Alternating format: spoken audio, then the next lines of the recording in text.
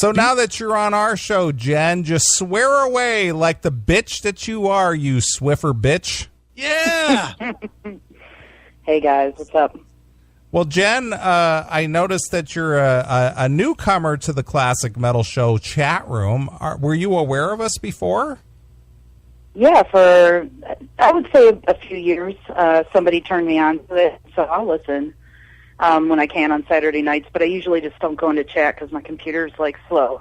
So I'm surprised it held out this long. Must be fate. Well, I just found it interesting that you happened to be in the chat room tonight because I was going to cover your segment tonight regardless of that. I had no idea, but then I recognized you were in the room, and it was just like, okay, well, what better, way of doing this segment to actually have you on the show? Well, thank you.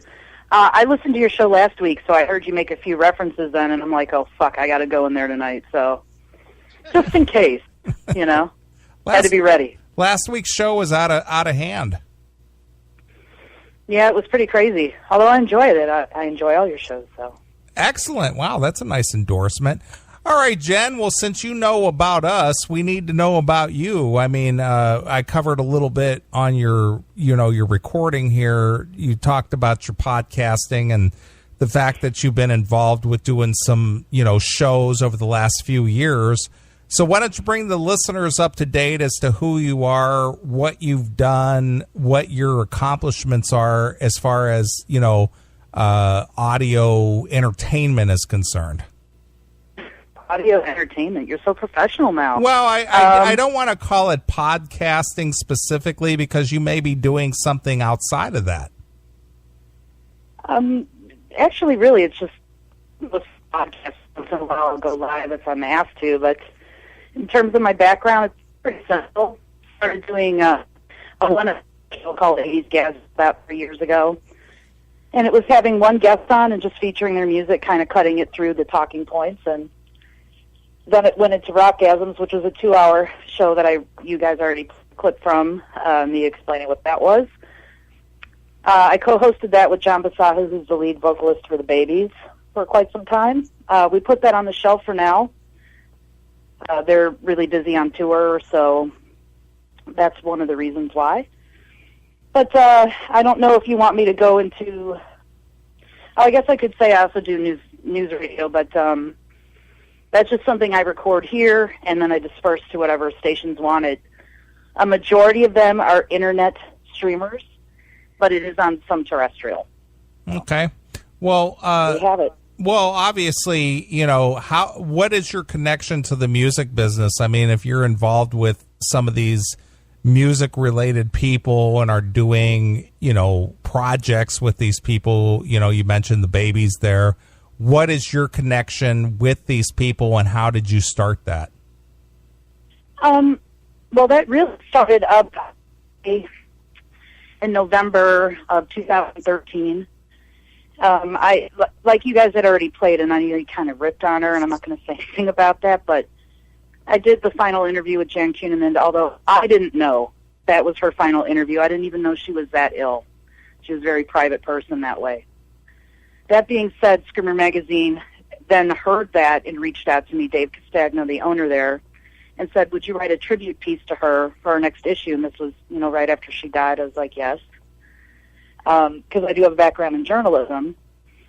Somebody else had also said to me, you're always posting about music on your wall. Why don't you try doing a podcast? And I'm like, I guess. I didn't know shit about any of it. I'll tell you point blank. I didn't even have the right equipment when I first started. It was an old webcam I was recording off of, which laughable now. I've got the right stuff now. But from Screamer Magazine, I guess because right after she died, a lot of people then read that, and then bands started reaching out to me wanting interviews. Then they heard I had a radio show.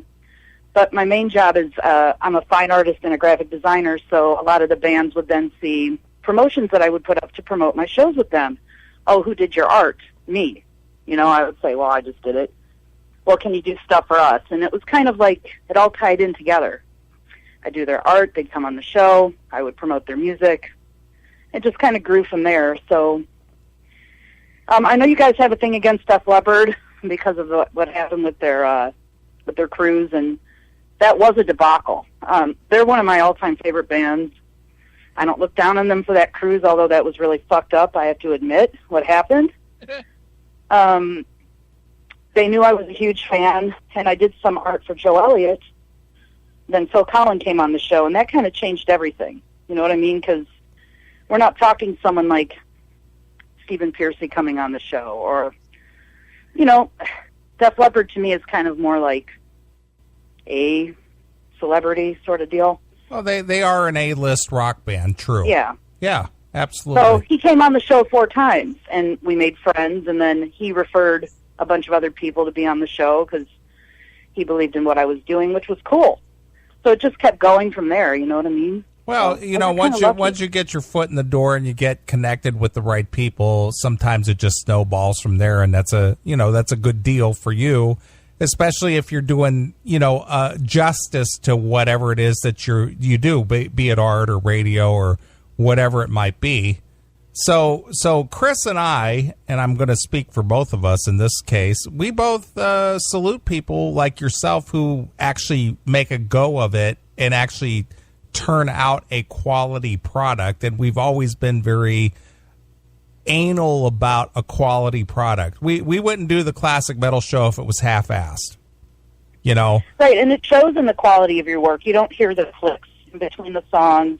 You guys are always clear. You're always on point.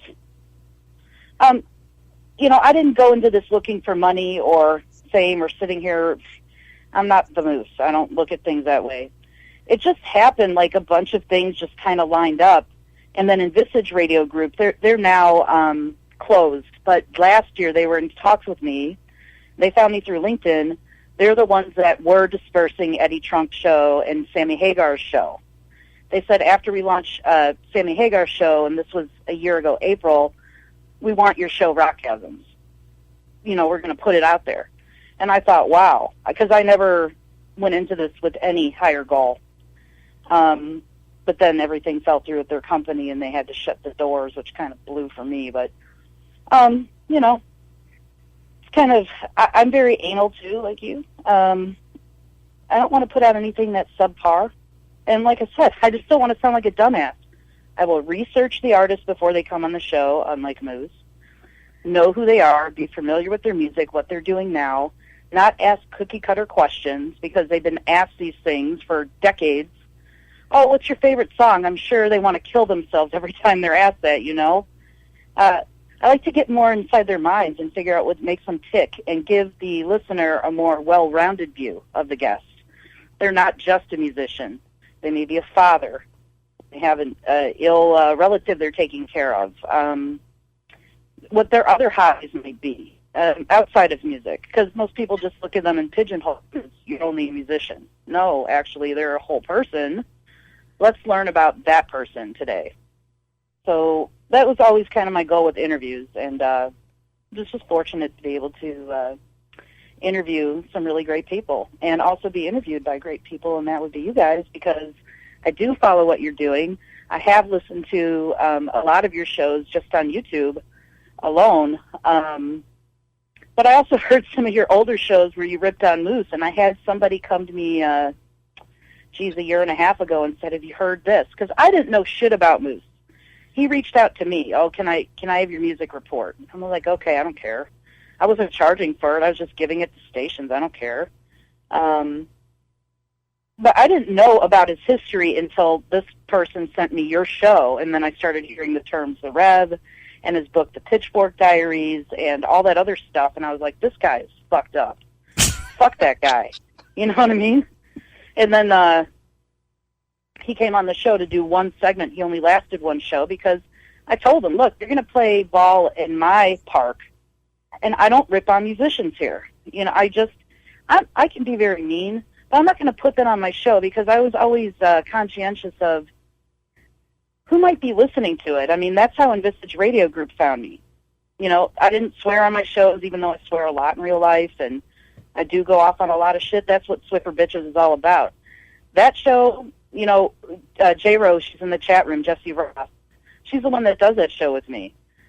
And we always say, look, this show is just a bitch about stupid people and stupid things.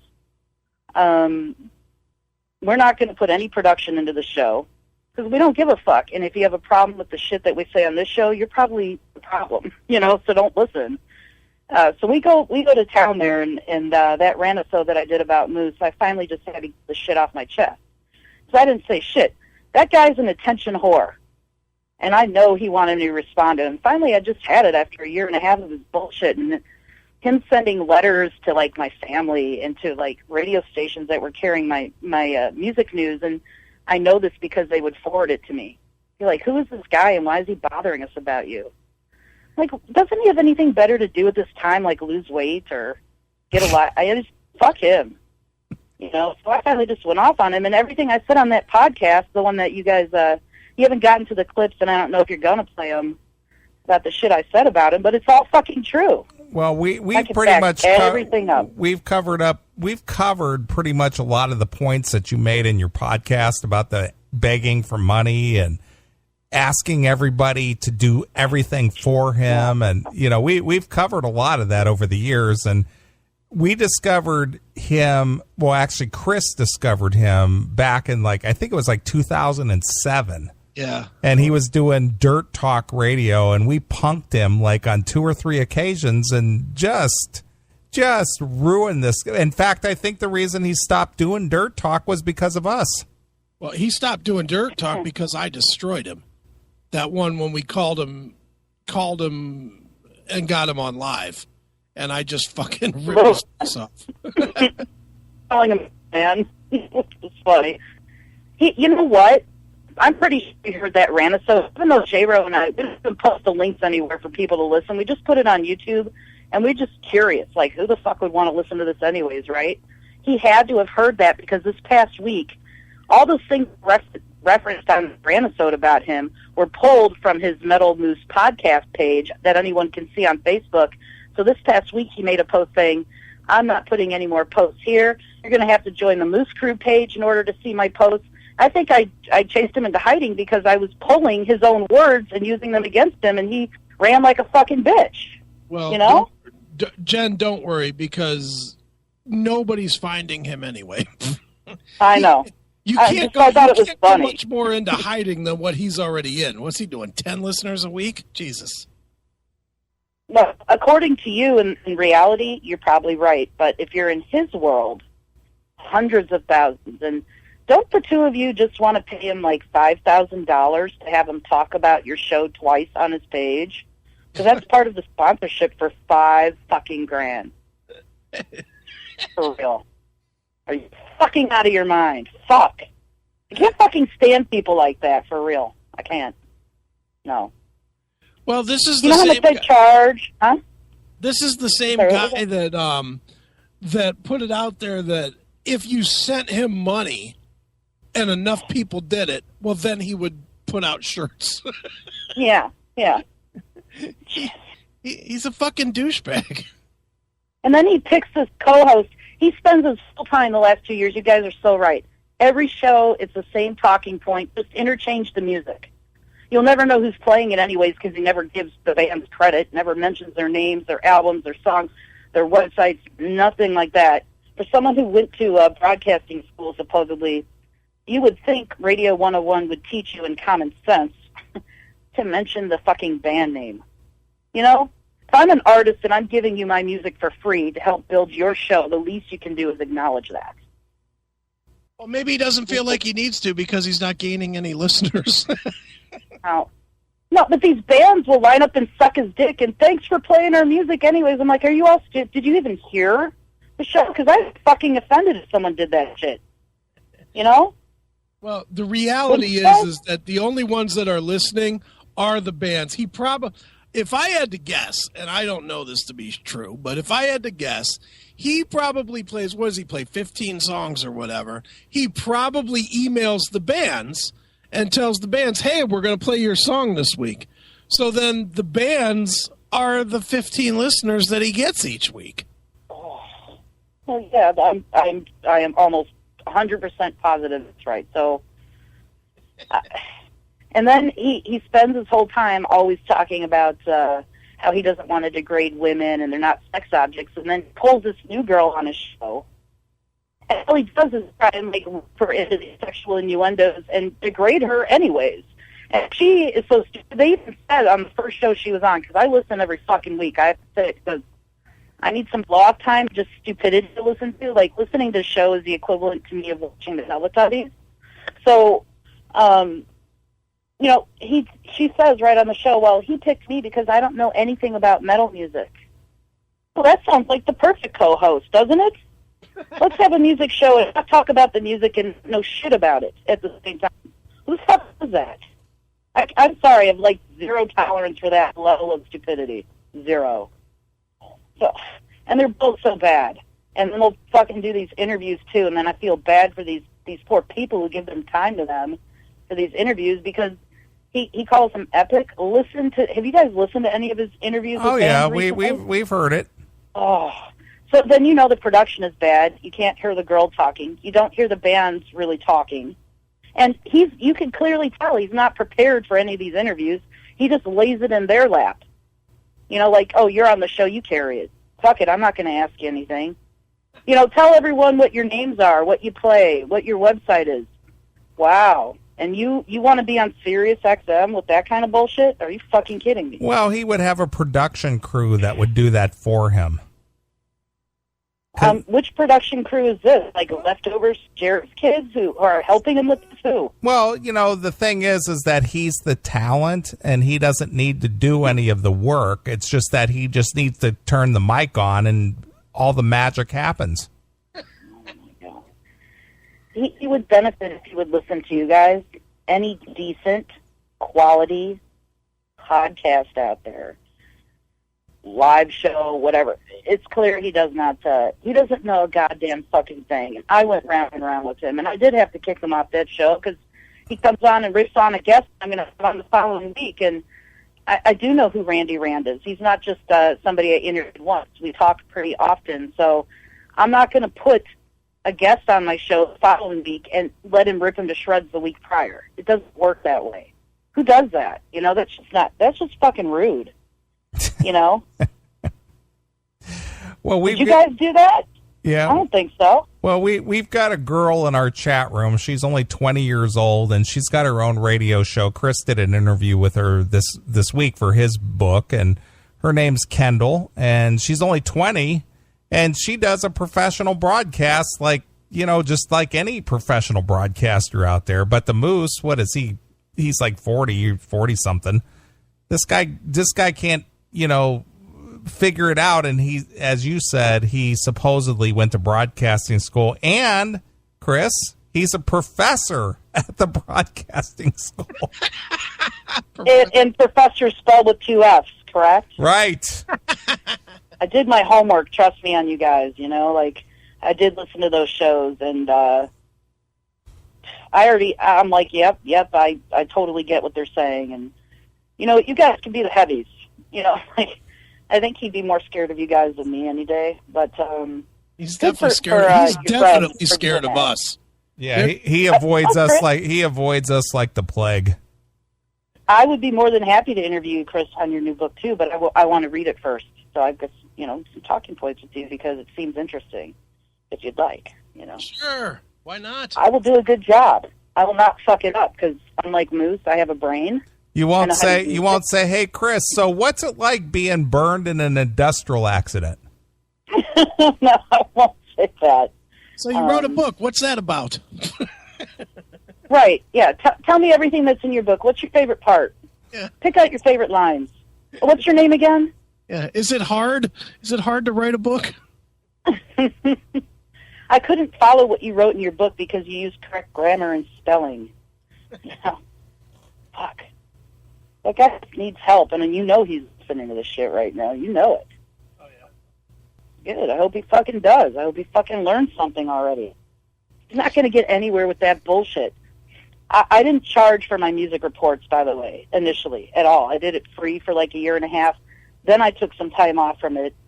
My daughter was going through some stuff, and you know what? The world isn't going to end just because I stopped doing a music news segment. I started back online and spending more time there, and then I had stations then come to me and then say, well, can we have this? People liked it, and it helped our station. how much you charging? Okay, in that case, yeah, I'm not stupid. I'm going to make a little bit of money, but you know how much I make on those reports each month? $4,000 each? $5 a week for one report. That's it. Why would I charge more than that? You know, if anything. So, not $500 to $5,000. Did you guys see his sponsorship package on his fucking website? Did you read the breakdown of the packages you can get? No. Hey, scary talented. Scary talented. You know what? If you get to that clip in that rant episode, you'll hear. I explain thoroughly how those are broken down. You guys will fucking laugh. Fucking, he does not in reality. What kind of mental condition do you guys think he might have?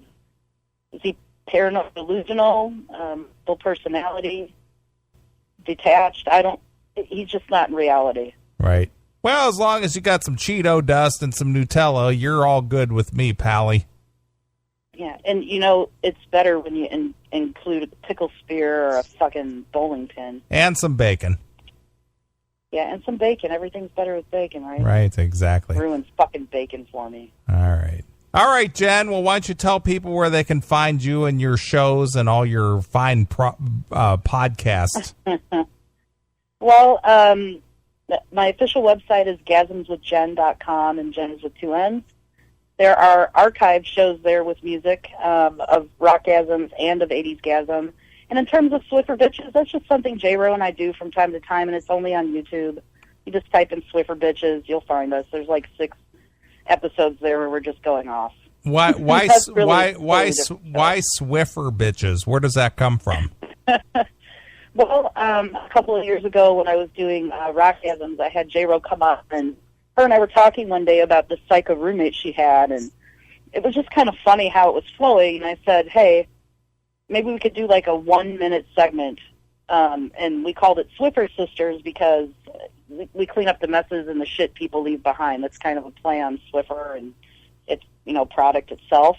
People thought it was funny, so we just kept making them. And then we just decided, you know what, like maybe 2 months ago, let's just do something stupid on YouTube just to keep things going. And we just kind of upped it to Swiffer Bitches, where we might rant for 20 minutes. It might be for 2 hours. It just depends on how pissed we are that week. So, I mean, that show's totally different than the radio shows. We don't have any gold shows. So. What was that? That was your drum roll there. Rim shot. Rim shot. Anyway, sorry. But I am enjoying your show. Always do. Glad that you guys do what you do. You play a lot of songs that I've never heard before, so I always get to learn something from that, and you just crack me up. You guys have really good chemistry, and I also applaud you for not selling out. I like your stance on the whole, you know what, if we want to get paid for this and you have been approached before, it's no longer fun for you, and you can clearly tell you're enjoying it, so therefore we're going to continue to enjoy it. Right. That's simple. That's simple. Thank you. Plus, we're multimillionaires, each of us, so we don't need the money. Well, if you're multimillionaires, you can give them this $5,000 sponsorship package, Right. You guys should totally advertise on his website. Put your banner up there. No. I think it's only $125 a month for that bullshit. Yeah. No. Yeah, so nobody can see it. That's right. So he can see it, and his wife. Right. And the squirrel. The squirrel, his fat wife, and his ugly kids. Well, did you see there was much hope for his children based on what he looked like? Probably not. And I don't want to rip on his kids. Yeah, I gotcha. He's pretty nasty. I'd rather have Nathan than from Kentucky fuck me. Nice. You know what I mean? Wow. I know, right? All right. All right, Jen. Well, we appreciate you taking a few minutes. All right. Well, thank you guys so much. All right, Jen. We'll talk to you again. Hand job. Wow, look at that. Here goes Jen with hand job. Nice.